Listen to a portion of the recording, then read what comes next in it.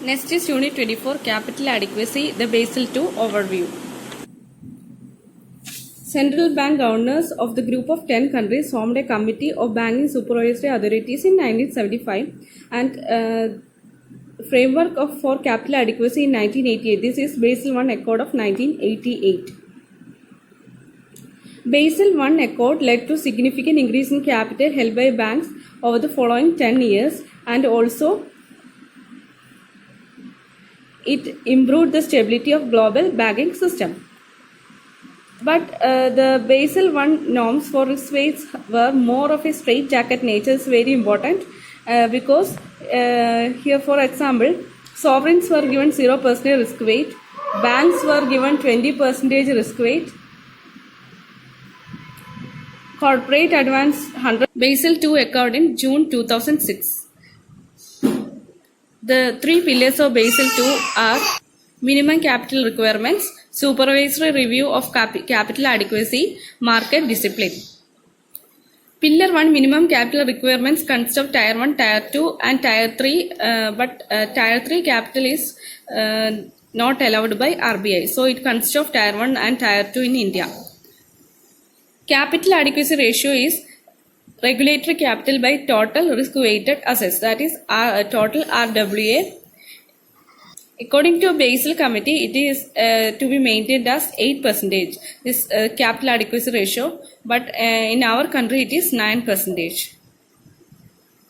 So the equation of total risk weighted assets equal to RWA of credit risk plus 12.5 into capital for market risk plus 12.5 into capital for operational risk. But in India, the equation is total RWA equal to RWA for credit risk plus 11.1 into capital for market risk plus 11.1 into capital for operational risk. Tier 3 in other countries is 250% of Tier 1 capital. If we put capital adequacy ratio equal to 8%, we will get 12.5. So we multiplied here by 12.5. In India, capital adequacy ratio is 9%. So 1 by 9% is 11.1. So we substitute in equation of RWA as 11.1. Basel Accord has increased the stability of global banking system.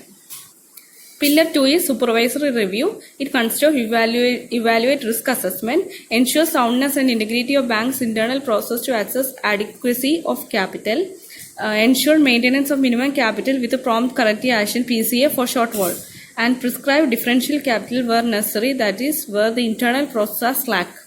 Pillar 3 is market discipline. It is for enhanced disclosure, core disclosures and supplementary disclosures. Disclosures should be made on half yearly basis. This is under Pillar 3, market discipline. That's all for this unit. All these require same amount of capital. For example, AAA credit rating corporation and B credit rating corporation has to maintain same amount of capital. So Basel II came into existence. To overcome these shortcomings, Basel II came into existence.